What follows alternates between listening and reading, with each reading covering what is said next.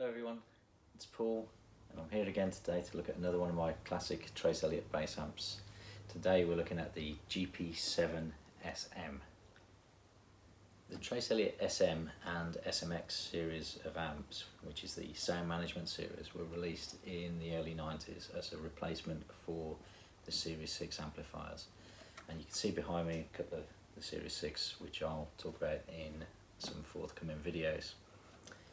The GP7SM means quite a lot to me. It was the first amplifier that I bought. So I bought a GP7SM 130 combo from Musical Exchanges in Birmingham in the UK in sort of 94, 95, something like that. It was a floor stock model. I traded in my trusty PV TNT 100 combo amp, and I paid £480 plus the trading. So you know, it was probably near £600 worth of amp in those days. So pretty expensive for a 130 watt, although it was still very loud. Did a lot of gigs around the UK with that amp. Brought it over to Australia, did a load of gigs in Melbourne with it as well. Never let me down once. Unfortunately, I did sell it a few years ago when I was moving around the world. So I bought this one as a replacement. Always like the GP7s. This one is a 250. Now they made them in a number of different power configurations. So I know there was the 130, which I think was paired with this, which is the 250. There was also the 150 and 300, and I'll talk about those power sections again in another video. I've got a video planned about the 150 and 300 power amps.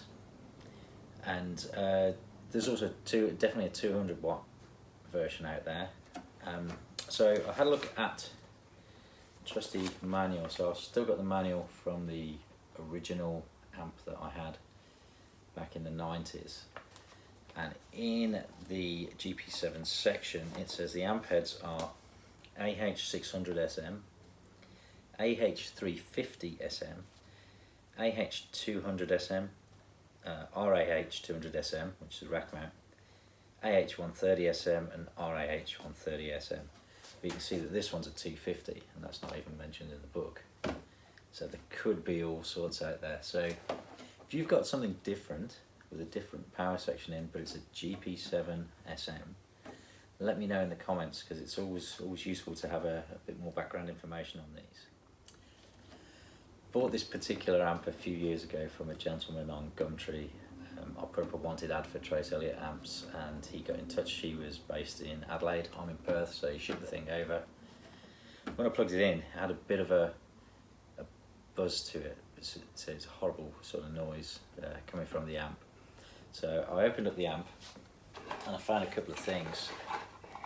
So the first thing I found was this. As you can see, this is a fan out of an old PC. And then attached to the fan, wrapped in a little bit of tape, was this, which is a bundle of resistors, as you can see. Never seen anything like that in my life before. The only thing I can think of that they were doing is trying to slow the fan down and add in one resistor at a time. Absolute nonsense. I don't know why that was in there. So got in touch with a company called British Audio in the US, who seem to be the only people that stock parts for these old Trace Elliot amps now. I think they've bought a lot of the old factory stock. And I got a correct fan for it, fitted that. Still had a bit of a buzz, taken out to gigs, and I found that could be loud or quieter depending on the day. So then I found if I give it a bang, same thing would happen, it'd either go loud or quiet, like that. Which says to me it's probably a loose connection. So one thing to think about is if you're getting a bit of a buzz, you go and post it in an internet forum, I will guarantee you that someone will say your amp needs a recap. That is, it needs the capacitors replacing in the power amp. And that may well be true, right? But if you bang it and it the sound changes, then that's going to be a loose connection, most likely, right? So had a look inside, and what I actually found, I seated all of the connectors, found that the preamp connector seemed a little bit loose, pushed that down, powered it up, hey presto, really quiet, and I'll demonstrate that a little later on in the video, what this amp actually sounds like. With that problem fixed, really, really great amp. And again, I use my tip, which I put in my other GP12 repair video, which is just a little bit of glue from a glue gun on that connector to hold it in place. So, you know, you're moving these things around, you're doing gigs, you don't want the connectors shaking loose. A little bit of glue on there, and you can see they do that in the factory anyway, right? So you're not doing anything untoward by putting a little bit of dab of glue on that connector, and it will just hold it in place, save it shaking loose. As mentioned before, I owned the GP7 combo. I also had a GP7 combo. So you can see behind me, I've got a GP12 SMX head, and this one has actually been taken out of a combination amp. So I bought two combos, they were both broken. Both had broken speakers, both had broken power sections, and I've got another video planned about the power sections. So what I did was I managed to get hold of another 300 watt power section from someone who'd taken it out and converted their amp to be a preamp, put that into the GP7 that I had, and I'll put a picture on the screen now so you can see that amp in all its glory. And then I'll put that amp head into the 15-inch combo cabinet that the GP12 came from, with a new old stock speaker which I managed to get from a guy that was retiring here who used to repair them. So that was a great combo. Unfortunately I prefer heads, and I've also got the Trace Elliot ALF for rehearsal now, so I don't need combos. I needed to make a bit of space in the house. I don't really want the duplication of the same sort of head, so I got rid of that combo. So I had two GP7SM combos and this particular head that's in front of us now. Okay, so let's take a look at some of the features of the amp. We'll take a look at the front panel first, then we'll have a look at the back out panel, and then finally I will take you inside the amplifier so you can see exactly what's going on inside these amps. Okay, the GP7SM 250. This is a rack mount amp, so that would have the designation RAH250 if you saw it advertised in the catalogue. Here we have the input section. So we've got an input gain, a peak dash overload LED. So when you set the input gain, you just want that to flash occasionally, but not be on all the time. So usually I find with my passive basses that sort of between 4 and 5 tends to work well, and with the active it's probably down at about 3. Talking of actives, there is a passive active switch here. You can switch between the two. Normal input jack.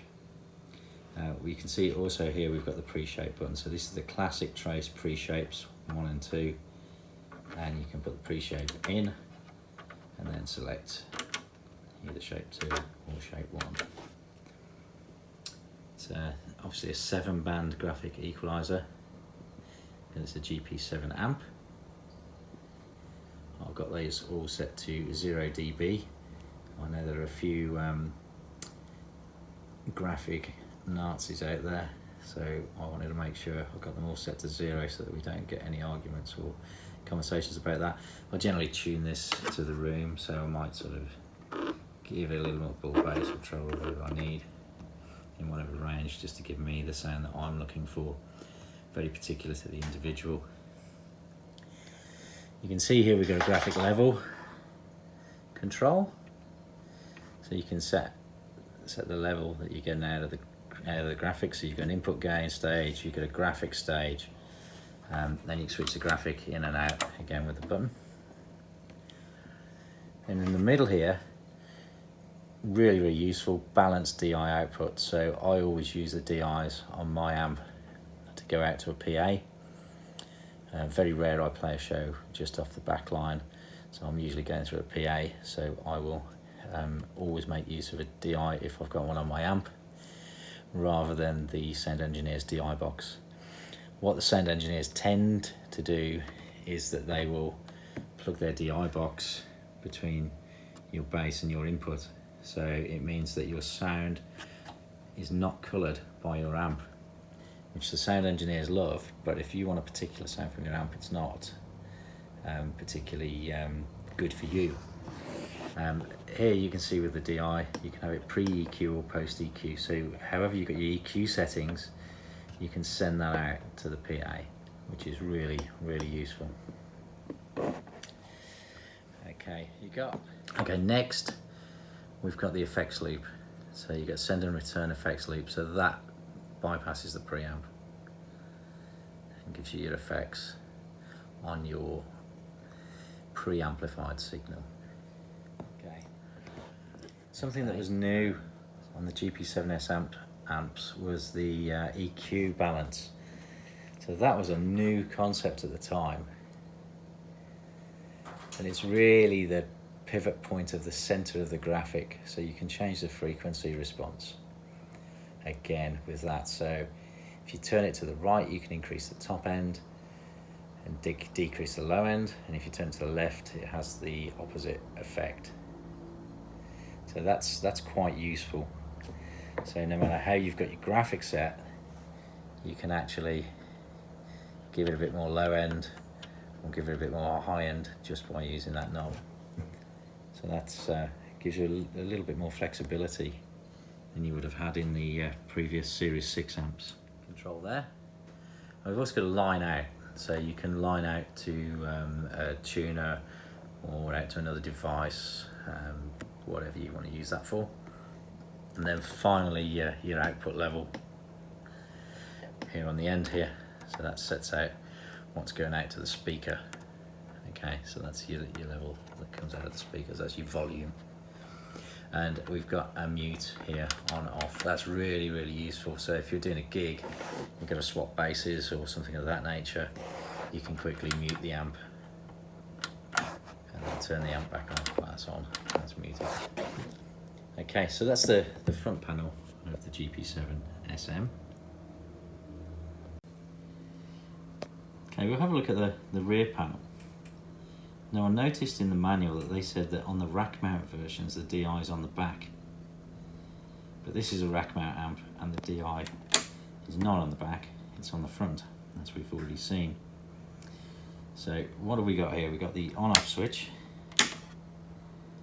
you've got your mains fuse, and obviously your kettle jack input there. You've got an earth lift. So if you've got an earth loop in your equipment, you can lift the earth. Maybe that might get rid of a little bit of buzz. Here you see the model number and the serial number, which were always written in a sort of Sharpie pen on the back, which means they fade over time and you tend to lose that information. Notice here, this is 230 volts. 50-60 hertz. This is obviously built for UK or Australian market, or anywhere that uses 230 volts. So obviously you will have a different transformer in here if you are in the US. So it's not just simply a case of here, you know, you've got one fuse size for 230 and one for 115 volts. Changing the fuse on its own is not going to help you, right? You need to change the transformer inside this. So be very careful. If you're buying one from overseas, check what the voltage is before you plug it in, otherwise you could end up with a big bang. Output power, so you can see here, this particular amp, 250 watts RMS, 500 peak. That's typical of most Trace Elliot amps. The peak's usually double the RMS. People do say that they're also conservatively rated. On here as well, we've got a tuner output, So again, that's like another line out really, but handy if you've got the thing in a rack with a rack tuner. And then you've got two speaker outputs, both at 8 ohms.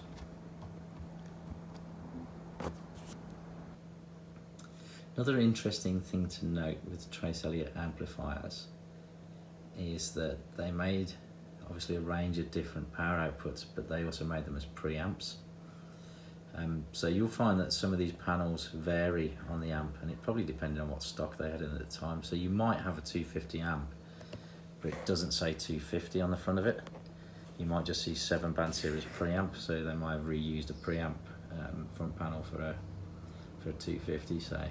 So I've definitely seen amps out there that don't tell you what the power output is. In fact, if we go over to my GP12, which was in a combo, and I know it's a 300 watt, you can say it just says GP12. You can just see that it says GP12 SMX bass preamp. But that does have a power section in it. So if you want to know what you've got, probably best to go and look at the back and see whether you've got any speaker outputs.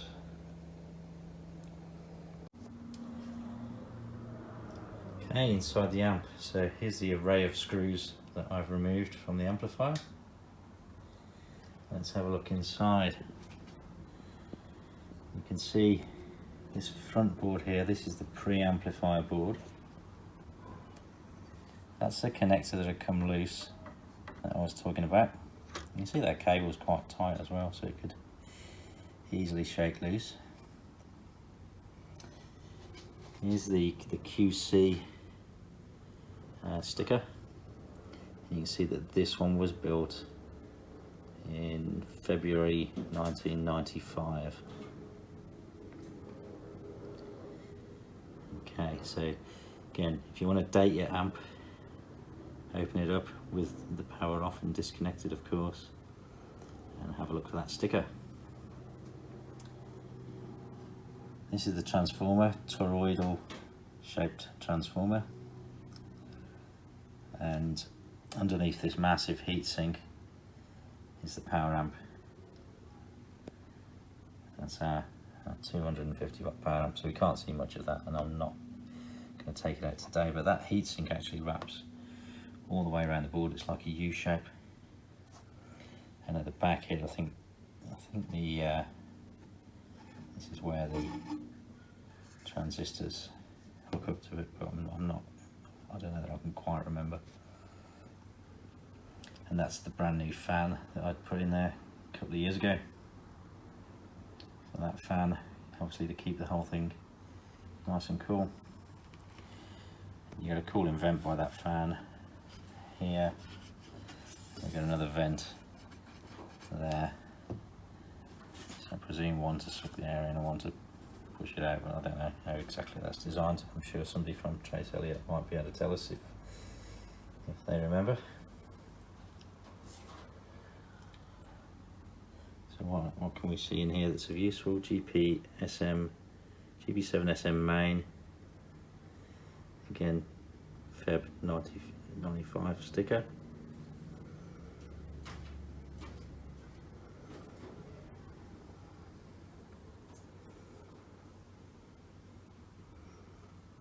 Okay, nothing really too remarkable to see in here. So it's just a preamp section and a power amp section with a transformer and a fan. So there you go, inside the GP7SM.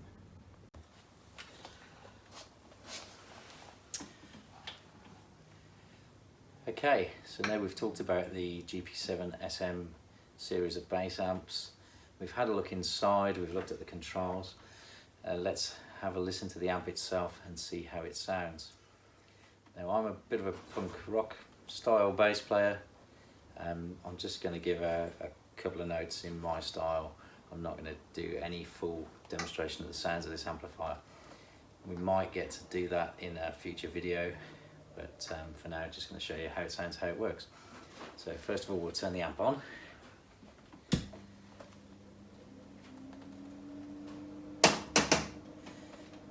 No buzz when you bang it. So you do have a little bit of a hum. You can hear the fan running. The fan's quite loud on these. So we'll turn off the mute.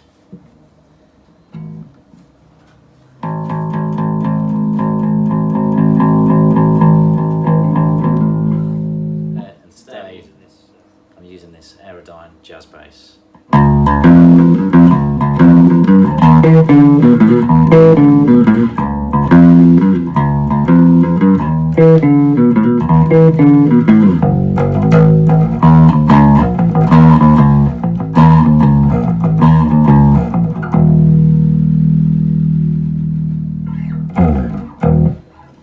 See, quite a nice punchy sound. EQ balance, more top end, bottom end, turning it that way, so see how that works. And obviously you can adjust your graphic how you want it.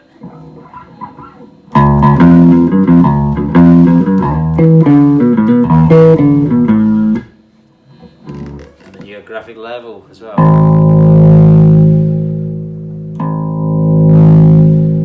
how much that graphic blends in with the signal. Okay, so Trace Elliot GP7SM. Let us know what you think in the comments below.